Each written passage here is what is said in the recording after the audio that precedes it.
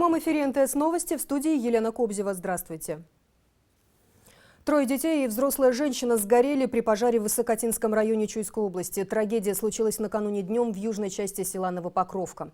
Там загорелась кошара. По данным МЧС, спасти не удалось девочку 4 лет, двоих мальчиков 3 и 8 лет, а также молодую 25-летнюю женщину. На тушение пожара приехали 2 пожарных расчета из Высокотинского районного отряда номер 27 и 1 специальная пожарная машина из пожарной части Алмединского рынка. Общая площадь возгорания составила примерно 320 квадратных метров. Соцработники сообщили, что погибшая семья переехала в этот район с Иссык-Куля. Но прописка у них осталась прежняя, поэтому в их отделении они не стояли на учете. Жилищные условия, по словам соцведомства, были нормальные. Зарабатывали временным наймом. По факту этой трагедии возбуждено уголовное дело. Есть подозрение, что это было причинение смерти по неосторожности. Сообщается, что задержан 21-летний парень. Он, как предполагается, пытался разжечь печь и хотел залить в нее бензин. Бутылка с горючим загорелась у него в руках. Возник пожар. Дети, игравшие в соседней комнате, и женщина не смогли выбраться. Засыпал на процессе и в итоге оправдал насильников. С такими обвинениями в адрес судьи Тонского районного суда Сабыра Содунбекова выступили граждане. Интернет-акция против этого работника Фемиды набирает обороты. Правозащитники и общественные активисты требуют провести служебную проверку. Он рассматривал дело об изнасиловании 13-летней девочки 3 мужчинами на Иссык-Куле. Срок получил только один обвиняемый – 7 лет. Однако, несмотря на наличие доказательств и биологической экспертизы, суд применил к нему легкую статью. Вместо изнасилования – действия сексуального характера. По ней он уже совсем скоро окажется на свободе. 2 других подсудимых и вовсе никакого наказания не получили. Присутствовавшие на судебном процессе рассказали и зафиксировали на видео, как судья несколько раз засыпал во время слушания. История 13-летней школьницы стала известна около года назад. Девочку, как оказалось, полгода насиловали 3 взрослых мужчин. Один из них снимал это на видео и шантажировал, что покажет знакомым и одноклассникам. Весь этот год, пока шло расследование и суды, девочка находилась в кризисном центре. Несмотря на работу психологов, за ней приходится тщательно следить, ведь она все время говорит, что не желает больше жить. Кроме изнасилования, она пережила аборт. Школьница забеременела от одного из насильников.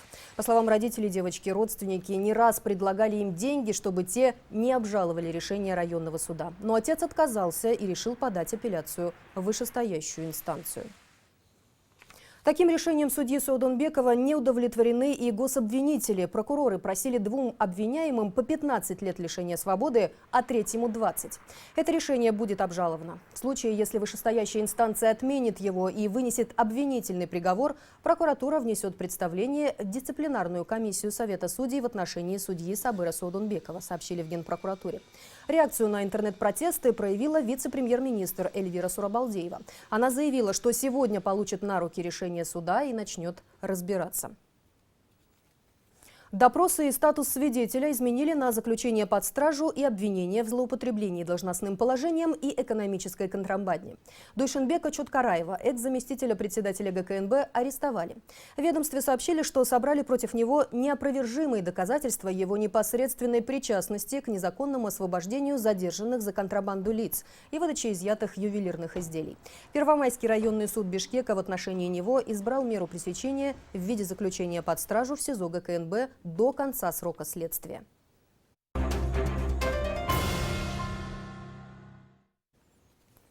Чтобы не перепутали, бюллетени на предстоящем масштабном голосовании 10 января, скорее всего, будут отличаться размером и даже цветом. Об этом сообщила глава ЦИК Нуржан Шайлдабекова во время участия на круглом столе.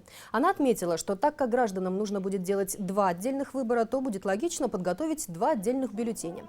Один со списком кандидатов в президенты, а другой по определению формы правления в стране. На бюллетене по референдуму, по ее словам, человек сможет выбрать положительный или отрицательный ответ, то есть «да-нет» напротив слов «парламентская» или президентская форма. А может также поставить галочку в графе «против всех» и таким образом тоже выразить свое мнение, отметила Шайлдабекова и добавила, что урны для голосования также будут отличаться по цвету. 18 кандидатов допущены к участию в гонке за президентское кресло. В ЦИКе закончили проверку подписей граждан, которые по закону должны были предоставить претенденты на пост главы государства. Те, у кого необходимые 30 тысяч автографов оказались действительными, а это устанавливала специальная группа путем проверки данных из ГРС и почерковедческой экспертизы, сегодня уже участвуют в жеребьевке для участия в предвыборных дебатах в эфире общественного телевидения. Отметим, все 18 человек уже получили свои кандидатские удостоверения. За их избирательными фондами идет тщательное наблюдение. Так, банковские учреждения обязаны еженедельно предоставлять в ЦИК информацию о поступлении и расходовании средств, находящихся на специальных счетах кандидатов. Всего кандидаты собрали 49 миллионов 835 тысяч сомов. Израсходовали 41 миллион 616 тысяч. Больше всего средств находилось на счету Садыра Джапарова – более 19 миллионов сомов. Из них он уже потратил более 17 миллионов. На счету Бабыржана Тольбаева чуть более 5 миллионов сомов. Израсходовано 2 миллиона. И у Рашида Тагаева из 3 миллионов 700 тысяч траты уже составили 1 миллион 600 тысяч. У остальных кандидатов суммы на счетах составляли чуть более миллиона сомов. Разве учителя заслуживают меньше милиционеров или пограничников? Раздосадованные врачи и преподаватели с таким вопросом обратились к правительству и попросили не позволить им лишиться долгожданного угла. Бюджетники рассказали, как трудно им было решиться на программу ГИК по аренде квартиры с последующим выкупом. Условия признают работники школ и больниц облегченные, и они до последнего их выполняют, но пандемийный кризис, рост цен на все буквально обесценили их и без того маленькую зарплату. Даже подработки не спасают, выживают как могут и выжимают последнее на покрытие ежемесячных оплат. Болот Исаев узнавал ситуацию. Чувствуйте себя как дома. 39 квадратных метров пока еще не собственной жилплощади. Этот год для семьи учительницы музыки, одной из общеобразовательных школ Бишкека Айши Исаковой, матери 5 детей, начался радостно. В феврале после долгих лет странствий по съемному жилью семья въехала в новую квартиру, приобретенную в ипотеку. Совместный с мужем, тоже учителем, доход пока позволяет оплачивать проценты и основную сумму займа. Однако остальные расходы приходится урезать до самого необходимого. То, что дети сейчас дома, они не ездят по школам дома, поэтому денег сейчас вроде бы хватает. А когда начнется учеба уже, тогда уже будет тяжковато, потому что получается моя зарплата, мужа зарплата, получается мужа зарплата у нас уходит на оплату арендного жилья, моя зарплата, естественно, на продукты. Сейчас вот то, что продукты подорожали, очень сильно бьет по карману. О новой программе выдачи жилья в аренду с последующим выкупом без первоначального взноса и формировании списков госипотечной компании заявили летом прошлого года. Как рассказали в ведомстве, новый дом в микрорайоне Тунгуч сначала предназначался для героев апрельской революции, но позже было решено отдать его для нуждающихся в своем жилье преподавателей, медиков, работников культуры и социальной сферы, среди которых 15 многодетных семей и 30 матерей-одиночек. Стоимость квадратного метра около $400. Каждая квартира, по словам бюджетников, оценивается в более 1,5 миллиона сомов. Максимальный срок опоздания по оплате кредита 90 дней. Если деньги не внесены, им придется освободить жилье. Для того, чтобы оплачивать ипотеку и как-то еще жить, почти всем им приходится еще где-то работать. Кто-то моет посуду, кто-то полы. Медсестра поликлиники Дамира Якимбаева прошла курсы шитья и взяла в аренду швейную машинку. В свободное от основной работы время она выполняет мелкие заказы швейных цехов. Для того, чтобы хватило не только на выплату процентов и еду, но и на лечение сына, страдающего неврологическим заболеванием. Как вот началась у нас в стране то, что заболевание такое, да. Я сама работаю в поликлинике, но до этого тоже я целыми днями работала в поликлинике, у меня зарплата хватала, все это. Но в данное время, то, что у меня ребенок, поэтому я не могу куда-то еще на ночные дежурства выйти, и поэтому я взяла работу на дом. И работаю так, ночью еще шью, утром опять в поликлинику.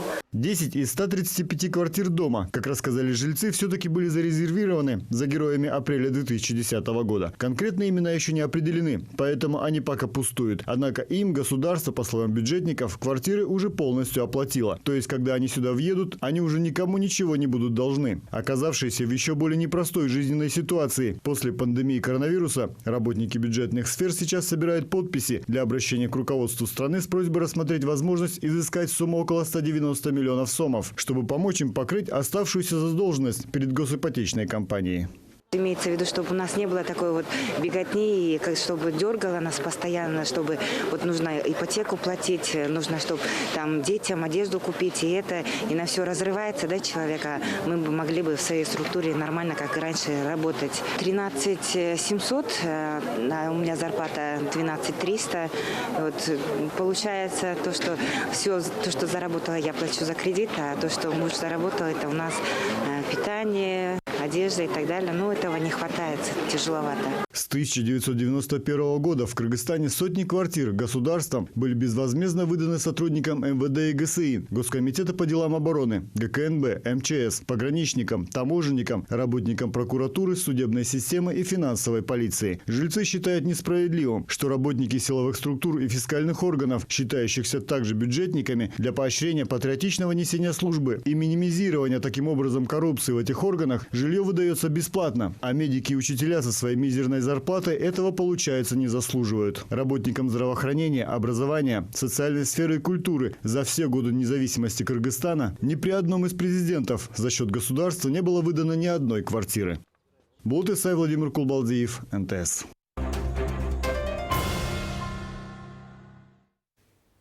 Сразу 5 кыргызстанцев умерли от коронавируса за последние сутки. Такой резкий скачок летальности наблюдается после 2 дней, в течение которых не было зафиксировано ни одного умершего по республике. В Бишкеке скончался 1 человек, в Волжской области 2 и в Баткенской 2. За весь период с марта этого года от коронавируса и внебольничной пневмонии в стране умерли 1312 человек. На сегодня количество выявленных инфицированных составило 318 случаев. И больше всего в Бишкеке – 126 новых ковидных пациентов. В больницах на лечении находится более 2000 человек. Амбулаторно от коронавируса лечится почти 3000 граждан. Кому пандемия, а кому то и на 1000 гостей. В Аше началась проверка по факту свадьбы сына бизнесмена Джалила Атамбаева. Мероприятие прошло в минувшую субботу. ГКНБ поручила заняться банкетом Атамбаева следственным органам. В ведомстве заявили, что в отдельных районах, городах Бишкек и Ош продолжает действовать режим чрезвычайной ситуации, так как там эпидситуация с COVID-19 остается напряженной. Однако, несмотря на запрет, бизнесмен Джалил Атамбаев организовал той, где в одном зале собралось около 1000 человек. При таких обстоятельствах грубо нарушались требования санитарно-эпидемиологических правил. Отмечается, что сам жених является действующим сотрудником ГКНБ. В его отношении начато служебное расследование, по итогам которого будут приняты соответствующие меры вплоть до увольнения. Наша столица продолжает лидировать в рейтинге самых грязных городов. На 12 часов дня Бишкек числился на первой строчке ресурса IQ Air. Это, напомним, международный портал, где публикуются сведения о качестве и уровне загрязнения воздуха в городах мира. У Бишкека индекс 249. Это характеризуется как очень вредно для здоровья. По данным датчиков экодвижения MoveGreen, норма вредных частиц в столице превышена в 4-6 раз. Среднесуточный показатель по международной измерительной системе PM2,5 на уровне 160-190 микрограмм на кубический сантиметр. При этом по национальному законодательству он не должен превышать 35 микрограмм. И на этом пока все. Мы следим за развитием событий. Оставайтесь на канале НТС. Увидимся. Спонсор показа прогноза погоды – сотовый оператор «Билайн».